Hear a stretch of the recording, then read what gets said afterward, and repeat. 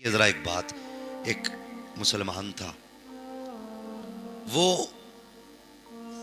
हर दिन गौसे पाक की 11वीं किया करता था और जब बड़ी 11वीं आती थी तो वो लंगर किया करता था, बहुत बड़ा लंगर। उसके दरवाजे के सामने गैर मुस्लिम रहा करता था। उसने कहा यार ये क्या मामला है, तुम साल में एक मर्तबा लोगों को खाना खिलाते हो, पैसा तकसीम करते हो, दौलत लुटाते हो। उसने कहा कि तुझे पता नहीं, आज ये हमारे बड़े पीर की 11वीं शरीफ है। क्या बात है, वाह वाह। बड़े पीर की 11वीं शरीफ है। का मिलता क्या है, का जो उनकी 11वीं करता है वो जहन्नम की आग से महफूज हो जाता है, सुभान अल्लाह, सुभान दोज़ख अल्लाह। की आग से महफूज हो जाता है। उसने कहा मुझे बता तो सही, अगर मैं भी 11वीं करूंगा तो क्या मैं भी जहन्नम की आग से महफूज हो जाऊंगा? मुसलमान ने कहा था तूने हमारे मेहरबानों को जाना नहीं है, हमारे वलियों को पहचाना नहीं है। इनकी बारगाह में जात नहीं देखी जाती, दिल देखा जाता है, दिल देखा जाता है। उनकी 11वीं करना तेरा काम है, तेरी बख्शिश कराना ये बगदाद वाले का काम है। इतना मुसलमान ने कहा। उस गैर मुस्लिम ने भी 11वीं शरीफ पे दौलत लुटाना शुरू कर दी, खर्च करना शुरू कर दिया। अल्लाह अकबर, दौलत लुटाता रहा, 11वीं शरीफ मनाता रहा। अलबत्ता वो दिन भी आ गया जिस दिन उसको मरना था। एक दिन उसका इंतकाल हुआ। जब इंतकाल हुआ उसके बिरादरी के लोगों ने उसको कब्रिस्तान की बजाय शमशान घाट में पहुंचाया। ले जाने के बाद उसको लकड़ियां लगाई गई, चिता पर लिटाया गया, आग लगाई गई है। अब आग है कि उसको जला नहीं रही है। घी डाला गया, आग ने नहीं जलाया। तेल डाला गया, आग ने नहीं जलाया। सब परेशान थे। आखिर माजरा क्या है? किसी ने कहा इसके यारों से पूछो, इसके दोस्त बताएंगे आखिर ये चल क्यों नहीं रहा है। लोग परेशान थे। उसके बाद किसी ने कहा था बताओ तो सही इसका यार कौन है। तब वाह वाह। ये किसी मुसलमान से दोस्ती करता था। जब पता चला इसका दोस्त कोई मुसलमान है, उसके बाद उससे पूछा बता आग क्यों नहीं जला रही है। तो उसने कहा तुम नहीं जानते, ये बगदाद वाले से प्यार करता है। जब मौत का वक्त आया था तो इसके सामने बगदाद वाला गौस आया था, वो कलमा पढ़ा के गया है। एक तेल तो क्या है, तुम ना कोई केमिकल लगा दो, इसे आग जला नहीं सकती, इसलिए कि इसने दामन बगदाद वाले का थामा है। जो उनका दामन थाम लेता है दोज़ख में ताकत रहेगी जो उसके आग जला सके। क्या बात है, वाह। नारे तकबीर, नारे रिसालत, मसलके आला हजरत, उलमाए अहले सुन्नत, मुफ्ती हम्बाज साहब किबला। नारे तकबीर, नारे रिसालत, वाह वाह। बहुत को तवज्जो है आपकी? अल्लाह अकबर। अगर उनका दामन गैर मुस्लिम थाम ले तो बेड़ा पार हो जाता है। जो सारी जिंदगी बगदाद वाले के 11वीं खाते रहे, मुझे बताओ उन्हें गौसे पाक कैसे नजरअंदाज कर सकते? क्या बात है, वाह वाह वाह। और गौसे पाक हैं कौन, कितनी शान वाले? अल्लाह अकबर। मेरे गौस की शान तो ये है, आप खुतबा इरशाद फरमा रहे हैं, तकरीर फरमा रहे थे।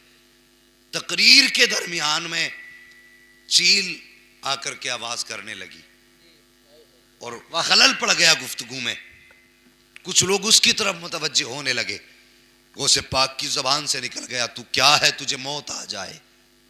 इतना कहना था, पट से जमीन पे गिरी।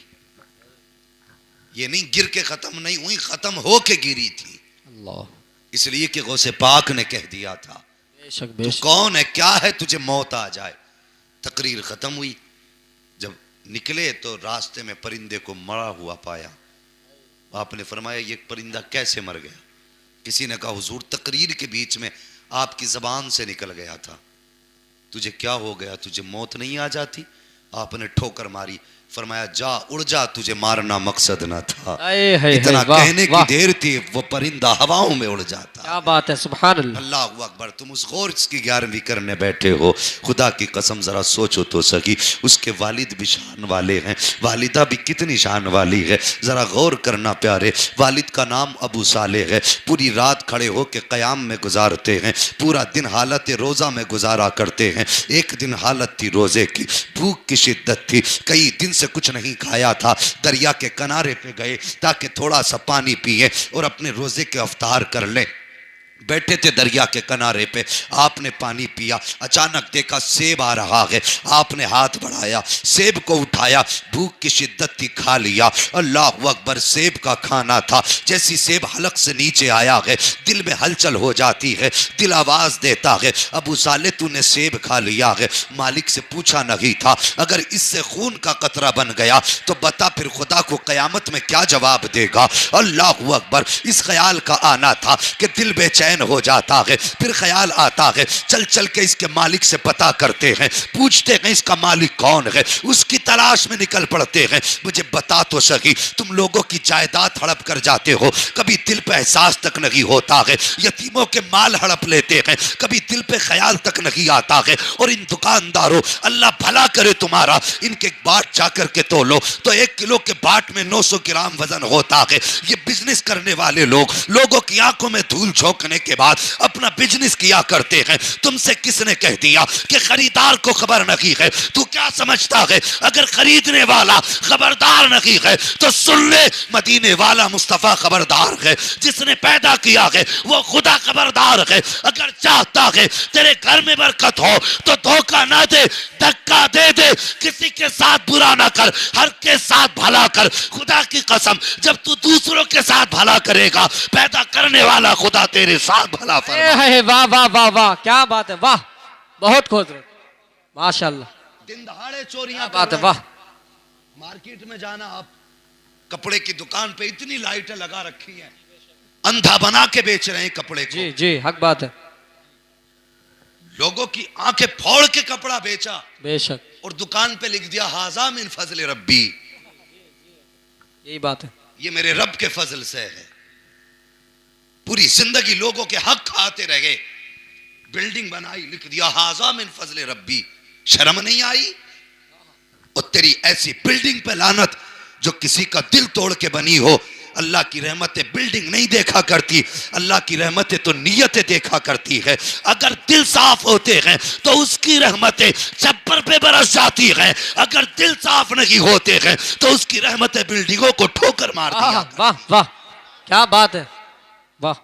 जवानों, सोच बदलो अपनी और अहद करो हलाल रोजी खाएंगे। बोलो इंशाअल्लाह। इंशाअल्लाह, हलाल रोजी तलाश करो, अपने बच्चों को हलाल रोजी खिलाना। आज बिना सोचे समझे हराम लुक़्मे खिलाए हमने, और उसके बाद कहते हैं बेटा जूता लेके सामने खड़ा है, बता खिलाया क्या था, कमाई कहां से की थी, किसी का हक मार के तो नहीं लाया था। और दुकान पे लिख देते हैं कि साहब खरीदा हुआ माल वापस नहीं होगा। क्यों? इसलिए कि घर जाके ऐप पता चल जाएगा। हजरत इमाम आजम अबू हनीफा रहमतुल्लाहि तआला अलैह, जिनकी हम पैरवी करते हैं, उनकी कपड़े की दुकान थी। किस चीज की? कपड़े की दुकान। कपड़े की दुकान। एक दिन बादल हो गया, बादल जब होता है अचानक अंधेरा हो जाता है, और उस वक्त लाइट का तो दौर नहीं था, चरागों का दौर था। वो अंधेरा हो गया, आप दुकान बंद करके असर से पहले जाने लगे। किसी ने कहा हजरत अभी तो शाम भी नहीं हुई है, इतनी जल्दी दुकान बंद कर दी? आप कहने लगे अब दुकान में अंधेरा है, कपड़ा साफ नजर नहीं आ रहा है। कहने लगे कहीं अल्लाह का कोई बंदा आया और धोखे में घटिया माल को अच्छा समझ के ले गया, तो फिर मैं अपने रब को कयामत में कैसे मुंह दिखाऊंगा। वाह, क्या ये सोचे हैं हमारी?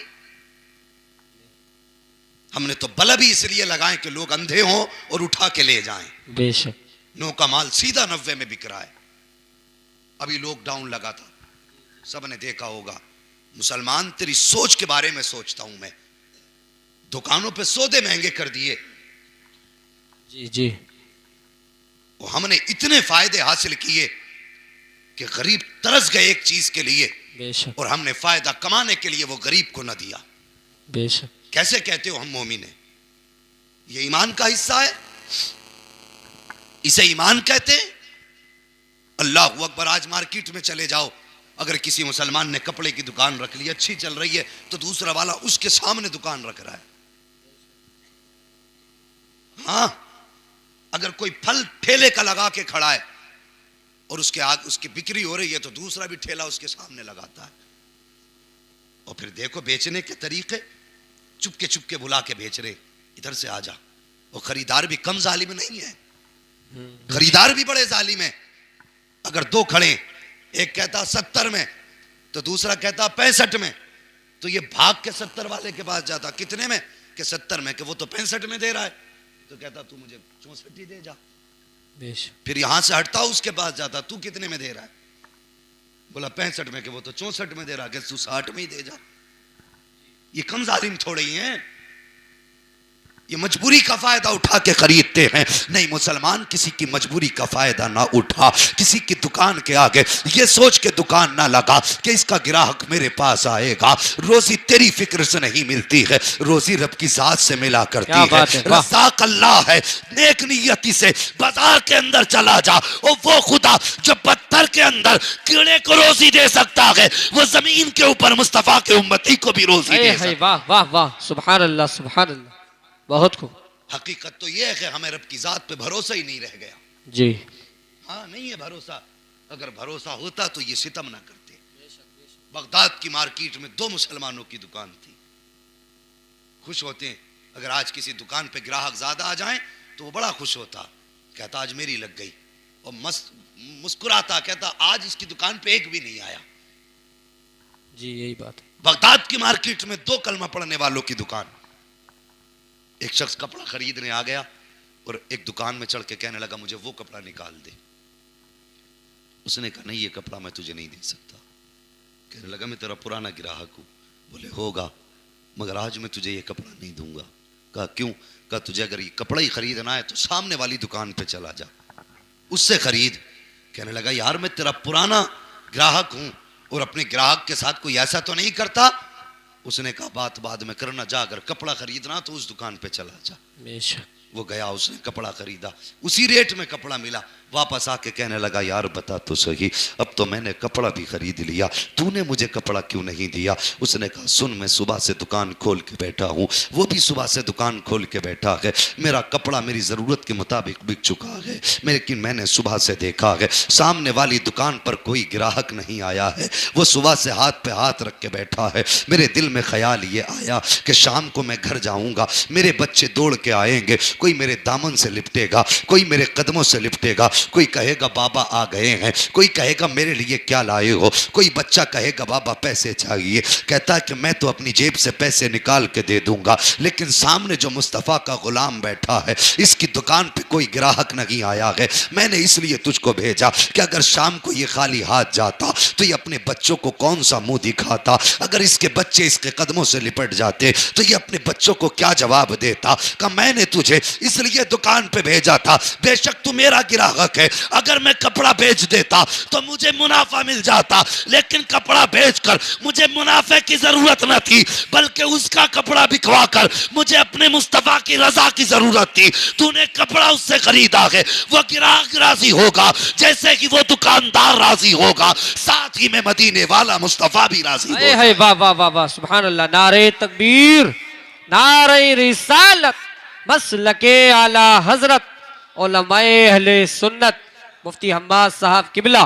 नारे तकबीर, नारे रिसालत, वाह वाह, बहुत खूब। मैं अक्सर कहता हूं रोजी अल्लाह देता है। कौन देता है? सारे बोलो कौन? अल्लाह। रोजी अल्लाह देता है। बेशक। तो फिर किसी की तदबीर से रोजी नहीं मिला करती।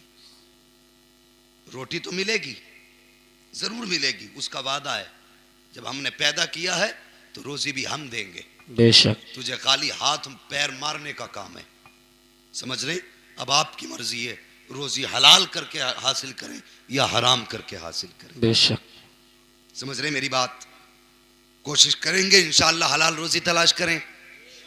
बोलो इंशाअल्लाह। इंशाअल्लाह। जवानों, मैं अक्सर जवानों से बात करता हूँ, इसलिए कि बूढ़ों की तो गुजर गई, और बड़े बूढ़ों को मैंने कहता सुना है कि मोटा दरख्त अगर हो जाए ना तो उसे अगर तुम टेढ़ा करना चाहोगे, अगर टेढ़ा हो सीधा करना चाहोगे, वो टूट तो सकता है, सीधा नहीं हो सकता, सीधा नहीं हो सकता। और जो पौधा नया नया परवान चढ़ रहा हो, अगर कमजोर है तो डंडे का सहारा लगा के सीधा कर लो जी।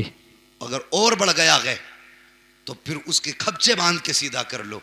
अगर और हो गया है ऊंचा तो रस्सी बांध के सीधा हो सकता है, लेकिन कभी बूढ़ा दरख्त सीधा नहीं हो सकता, नहीं हो सकता। और रब चाहे तो 100 साल के दरख्त को भी सीधा कर सकता है। सुभान अल्लाह। उसके कर्म से, उसके फैसले से कुछ बईद नहीं है। तो जवानों, हमारी जिंदगी की शुरुआत है, कोशिश ये करें हम अपने नबी को राजी करें। हजरत अबू साले जंगी दोस्त रहमतुल्लाह तआला अलैह ने सेब खा लिया, क्या बात। और चले उसके मालिक की तलाश में बाग में पहुंचे। पूछा यहाँ कोई है? आवाज आई हाँ। कहा मुझे काम है। कहा कहाँ से आए हो? कहा बहुत दूर से चल के आया हूँ। कहा काम क्या है? कहने लगे काम इतना है कि नदी के किनारे सेब बह रहा था, मैंने बगैर इजाजत के खा लिया, माफी के लिए आया हूँ। बेशक बेशक, माफी के लिए आया हूँ। अल्लाह अकबर, बिना इजाजत खा लिया, माफी के लिए गए। तुमने कुछ लोगों को बाजार में देखा होगा, ठेलों के पास टेलते रहेंगे, बगैर पूछे यूं उठाया, मुंह में लिया, क्या रेट है भाई? कि नहीं इतने को नहीं, इतने को नहीं, इतने को दे। कुछ अल्लाह के बंदे ऐसे हैं कि टहल टहल के बाजार में पेट भर लेते हैं। जी जी, खरीदते कुछ नहीं, खाली रेटों में ही काम कर लेते हैं। ये इजाजत नहीं है तुम्हें इस्लाम की तरफ से, बगैर इजाजत खाने की। बेशक बेशक, बोले इजाजत नहीं है, नहीं है। और मेरी तकरीर को इस नियत से सुने कि अमल करेंगे। मैं मजे के लिए नहीं, मेरा गला बैठा है, मैं मेहनत इसलिए कर रहा हूं। हुजूर के आशिक बैठे हैं, कुछ बातें हुजूर की इनके दिल तक उतार जाऊं, ताकि कल जब ये खाना खाएं तो पहले ख्याल करें जैसे हुजूर खाते थे वैसे ही खाना खाना। क्या बात है, वाह वाह, सुभान अल्लाह। सिर्फ ये सोच के मेहनत कर रहा हूं, और उम्मीद है कि इंशाअल्लाह मेरा रब मेरी मेहनत का अज्र जरूर देगा। इंशाअल्लाह, सबको नहीं, कम से कम 10 को तौफीक देगा कि इंशाअल्लाह। वो जरूर मुस्तफ़ा के इश्क में डूब करके हुजूर की सुन्नतों पे अमल करेंगे। कम से कम इतना तो कर लेना, हराम की रोजी नहीं खाना है। हाँ, और जवानों, अक्सर हमारे शौक हमें हराम की तरफ लेके जाते हैं जी। हमारे शौक, हमारी माँ बहनें भी बातें सुन रही होंगी घर में बैठी हुई। तुमसे गुजारिश है, खुदा का वास्ता कभी अपने शोहर से ऐसी फरमाइश न करना जो उसकी हैसियत से ज्यादा। बेशक। हाँ, अक्सर ऐसा होता है, औरतें कहती हैं जैसे प्रधान की बहू ने सूट पहना वैसा मुझे चाहिए। वो मर्द मर्द होता है, अपनी इज्जत के लिए मर तो सकता है लेकिन अपनी इज्जत का सौदा नहीं कर सकता। अगर आन पे बनाती है, इज्जत पे बनाती है, तो फिर ये जान की भी परवाह नहीं करता है। तुझे खुदा का वास्ता, अगर तेरे शोहर की जो कमाई है हफ्ते की 2000 है, 8000 है, तो अपने शोहर से 10,000 के सूट की फरमाइश ना कर। अपने शोहर की रजा में राजी हो जा। उससे कह दे मेरे सरताज जो तू ला देगा वो मेरी सर आंखों पर है। तू आज शोहर की मर्जी से सस्ता सूट पहन ले, कल कयामत के दिन मुस्तफ़ा अपने हाथों से जन्नत की चादर अता फरमा देंगे। ये तेरी जिम्मेदारी है कि तू शोहर के फैसलों पर राजी रहे। अक्सर ऐसा होता है कि औरतों की फरमाइश पर लोगों के कदम बहक जाया करते हैं, जवानों के कदम बहक जाया करते हैं। नहीं जवान, अभी कुछ दिन पहले लॉकडाउन लगा था, गरीबी आई थी, कुछ लोगों ने ब्याज का धंधा शुरू कर दिया, कुछ सूद पे उतर आए, किसी ने हराम बिजनेस शुरू कर दिया। वो मेरे भाई, अगर मुसीबत आई थी, तुझे हराम की तरफ कदम नहीं बढ़ाना था, तुझे 2 कदम बढ़ा करके अल्लाह के घर में जाना था, सजदा करना था और सिर्फ दुआ सुबहाने थे और कहना था या अल्लाह पैदा तूने किया है, रोजी भी तू देगा, मेरे मालिक मेरे बच्चे फाके से हैं, बता रोजी कहां से आएगी। दुआ सुबह देता, मेरा ईमान कहता है तू घर बाद में आता, रिस्क का इंतजाम तेरे घर पे खुदा है। वाह वाह वाह वाह वाह, सुभान अल्लाह, बहुत खूब, क्या बात है। जरूरी है सबसे पहले हलाल रोजी। बेशक बेशक, समझ रहे मेरी बात जी। हलाल रोजी की तरफ आए, हलाल रोजी कमाएं। बस वक्त बहुत ज्यादा नहीं है भाई, इंशाअल्लाह मगर मेरी बात सुन ले। अगर आपसे खता हो जाए तो माफी मांग लिया करो भाई से जी। शर्म की बात नहीं है। अगर भाई भाई के आगे झुक जाए शर्म की बात नहीं है। और मैं उस कौम से आज बात कर रहा हूँ, अल्लाह की कसम तकलीफ होती है। आज गौसे पाक का उर्स कर रहे हैं यहाँ बैठ कर। जी जी। किसका? गौसे पाक का। ये उर्स ही है 11वीं उनका, ये उनकी 11वीं, उनका उर्स ही समझिए, उनका उर्स कर रहे हैं। और बड़ी तकलीफ मुझे हुई, मुझे लोगों ने बताया आज 3 दिन हो गए इस बस्ती में आपने तमाशे वालों को बुलाया। मेरे भाई मैं दुश्मन नहीं हूं आपका, मुझे बताइए हुजूर को मुंह दिखाना कि नहीं? जी। बोले जरा दिखाना है कि नहीं जी दिखाना? दिखाना है। जब हुजूर को मुंह दिखाना है तो मुझे बताओ कौन ऐसा है जिसके घर में बहन या बेटी या माँ मौजूद ना हो? बेशक।